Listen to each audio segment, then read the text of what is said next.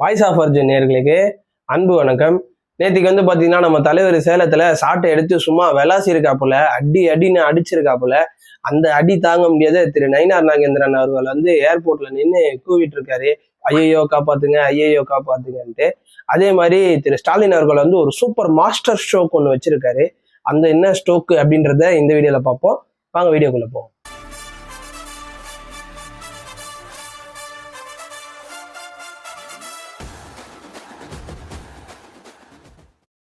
First வந்து நம்ம யாரை பார்க்க போறோம்னு பார்த்தீங்கன்னா, நம்ம தளபதி வந்து எடுத்த உடனே நெத்தியடியா அந்த எஸ்ஓபியை பத்தி பேசிட்டாரு. மற்றவங்களுக்குலாம் வந்து ஸ்பெஷல் ஆப்ரேட்டிங் ப்ரொசீஜர், ஆனா எனக்கு மட்டும் பார்த்தீங்கன்னா ஸ்டாலின் ஆப்ரேட்டிங் ப்ரொசீஜர்னு சொல்லி ஒரே அடியா நெத்தியடியா அடிச்சிட்டாரு. ஆமா மக்களே, நம்மளுக்கு மட்டும் என்னன்னா பர்மிஷனே தர மாட்டாங்க எதுக்கு எடுத்தாலும். அந்த இது கொடுத்தானா 81 விதிகள் போட்டு தராங்க.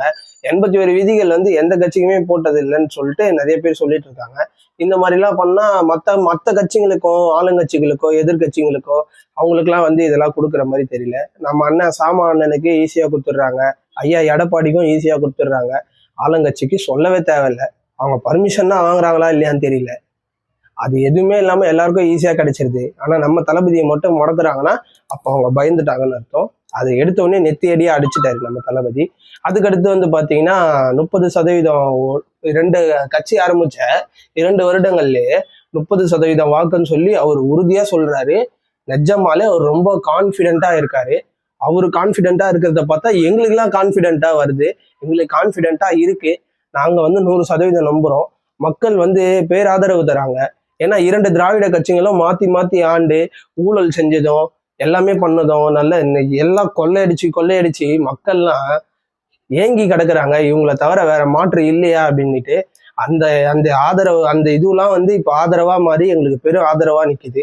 அதை அவர் எங்களுக்கு கான்ஃபிடென்ட் தராரு. அதெல்லாம் நினைக்கும் போது தான் எங்களுக்கு இந்த மாதிரி வேலை செய்யறதுக்குலாம் ரொம்ப கான்ஃபிடென்ட் வருது. அதுக்கடுத்து பார்த்தீங்கன்னா 30% சவாலுன்னு சொல்லி 1% சவால் விட்டுருக்காரு. நீங்க வந்து எல்லாருமே, ஆனா அவர் சொல்றது சரியான வேலிடான பாயிண்ட் தானே.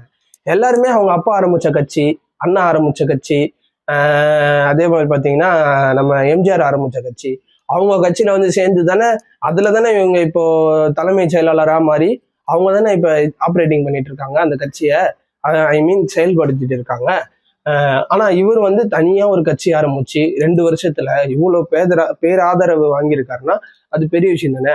ஓப்பன் சேலஞ்சா, ஓப்பன் சவாலா விடுறாரு. நீங்க அந்த கட்சியை விட்டு தனியா வெளியே வந்து வேற ஒரு கட்சியை தொடங்கி அந்த கட்சியை வச்சு தேர்தலில் போட்டிட்டு 1% வாக்கு வாங்கிடுங்கன்ட்டு மூஞ்சால் அடிச்ச மாதிரியே சொல்லியிருக்காரு. அது இன்னும் உண்மைதான். ஆனா இங்க யாரும் பண்ண மாட்டாங்க. அது அப்படிதான். அது அவங்க அப்படியே கும்பல் அப்படியே கோவிந்தா போட்டுன்னு அப்படியே வந்துட்டு அந்த கட்சியில வந்து செஞ்சுன்னா அந்த கட்சிக்கு வர ஓட்டை இவங்க ஓட்டா வாங்கிக்கிட்டு இவங்க ஓடி பேசிட்டு இருக்காங்க. ஆனா தாவேக்காவை பொறுத்த வரைக்கும் கட்சிக்கு வர ஓட்டு இல்லை, அந்த தளபதி ஒரே ஒரு முகத்துக்காக தான் அந்த கட்சிக்கு அவ்வளவு ஓட்டு வரப்போகுது. மக்கள் நீங்க பார்க்கதான் போறீங்க. அதுக்கடுத்து வந்து பாத்தீங்கன்னா, ஆமாப்பா எங்களுக்கு அனுபவம் இல்லைதான் அப்படின்னு சொல்லியிருக்காரு. ஆமா, அதுவும் உண்மை தானே. இப்ப இவங்கள அனுபவம் எல்லாம் வச்சுட்டு என்ன பண்ணிட்டாங்க, ஹாஸ்பிட்டல்ல கஞ்சா செடி வரதை தடுத்துட்டாங்களா, சிறுமியை தூக்கிட்டு போய் கற்பழிக்கிறத தடுத்துட்டாங்களா, நம்ம மூதாட்டியை தூக்கிட்டு போய் கற்பழிக்கிறத தடுத்துட்டாங்களா? அதே மாதிரி நடா பாதுகாப்பு தேடி ஸ்டேஷனுக்கு போனா ஸ்டேஷன்ல போலீஸாரே வந்து இந்த மாதிரி கற்பழிக்கிறாங்க, அம்மாவையும் பொண்ணியும். அதே நம்ம பார்த்துருக்கோம். அதை தடுத்துட்டாங்களா? ஊழலை தடுத்துட்டாங்களா? இல்லீகலா நடக்கிற மணல் வாரியை தடுத்துட்டாங்களா?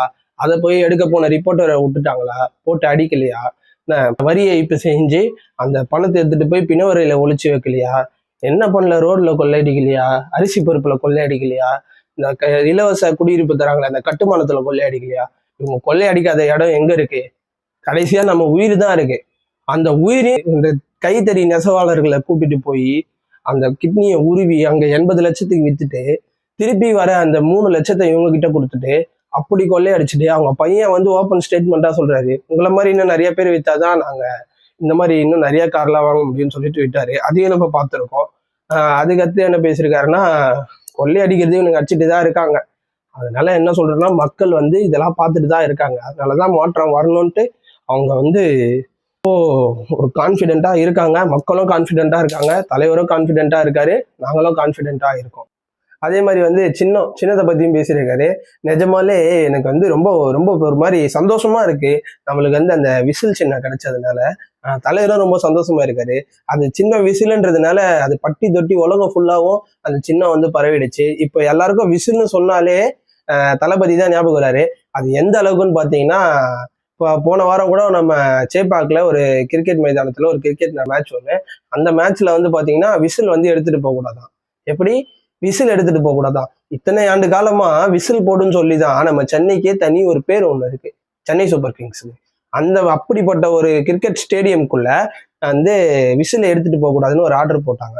சரிப்பா, எங்களுக்கும் சரி ரொம்ப கதறீங்க அப்படின்னு சொல்லி விட்டாச்சு.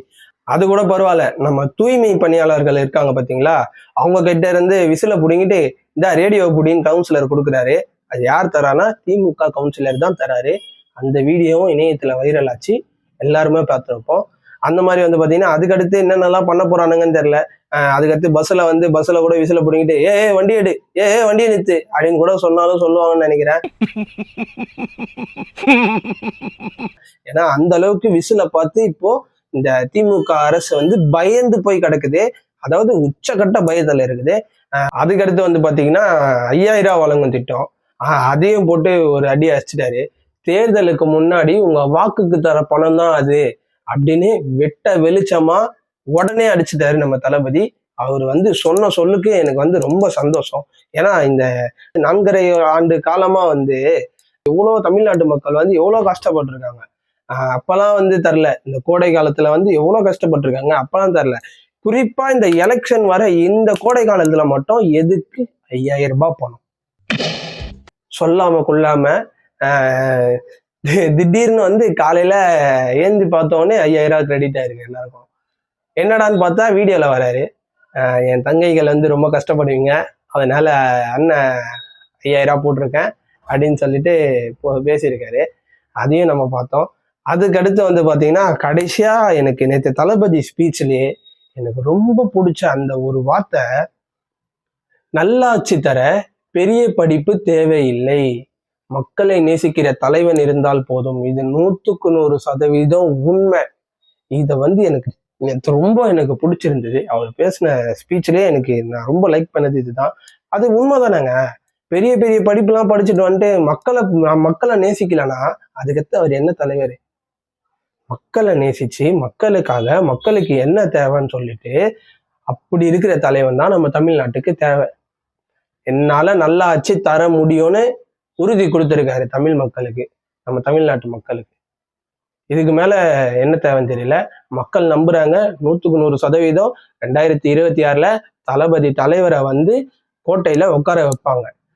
அதுக்கடுத்து வந்து பாத்தீங்கன்னா சாமியை பத்தி பேசும்போது எதையோ பத்தி பேசாதுன்னு சொல்லுவாங்க பாத்தீங்களா, அந்த மாதிரி இப்ப வந்து நம்ம ஏர்போர்ட்ல ஒருத்தர் கதறி இருக்காரு. பாஜக மாநில தலைவர் நயினார் நாகேந்திரன் அவர் வந்து என்ன பேசியிருக்காருன்னு பாத்தீங்கன்னா, இந்த மாதிரி விஜய் வந்து ஃபர்ஸ்ட் பனையூர் விட்டு வெளியே வரட்டும், திரிஷா வீட்டை விட்டு வெளியே வரட்டும் அப்படின்னு அவர் பேசியிருக்காரு. நாங்க என்ன கேட்குறோன்னா, அவர் போனதை நீங்க பாத்தீங்களா? அவர் அங்க இருந்ததை நீங்க பாத்தீங்களா? எல்லாரும் ஒரு தலைவரை பத்தி அரசியல் ரீதியா எதுவும் பேச தெரியாம, அரசியல் ரீதியா அவரை விமர்சிக்க முடியாததுனால அவரை பத்தி தப்பா அவதூறு கிளப்புறது. இதுதான் ஆண்டாண்டு காலமா எல்லா கட்சியும் நிறம் பண்ணிட்டு வந்தாங்க. இப்பதான் இவங்களும் பண்றாங்க. அதை வந்து ஒரு மாநில தலைவரே வந்து பேசும்போதுதான் ரொம்ப கஷ்டமா இருக்கு. எப்படி மாநில தலைவரே வந்து பேசும்போது ரொம்ப கஷ்டமா இருக்கு. ஒரு பாஜகவின் மாநில தலைவர் நயினார் நாகேந்திரன் வந்து அது சொன்னதை வந்து எனக்கு ரொம்ப கஷ்டமா இருக்கு. அவர் வந்து அப்படி பேசவே கூடாது. அது ஒரு நாகரிகமாவே இல்லை. அது எங்க தளபதி வந்து எவ்வளவு பேசினாலும் எவ்வளவு அட்டாக் பண்ணாலும் அது நாகரிகமா இருக்கும், குடும்பத்தோட உட்காந்து பார்க்கலாம். ஆனா இவங்க பண்றதெல்லாம் வந்து நீங்க உங்களாலே பார்க்க முடியாது. அப்புறம் நீங்க எங்க இருந்து குழந்தை குட்டியெல்லாம் வச்சுட்டு பாக்குறது? என்னத்த சொல்றது? இவனுங்களாம் கொஞ்சம் மாத்திக்கிட்டா நல்லா இருக்கும். நாங்களும் சொல்லணும்னா எவ்வளவு பேசலாம், எங்களுக்கு பேச தெரியாததா? நாங்கெல்லாம் பேசணும்னா அவர்லாம் ஓடிடுவாரு திருப்பி சொந்த ஊருக்கே.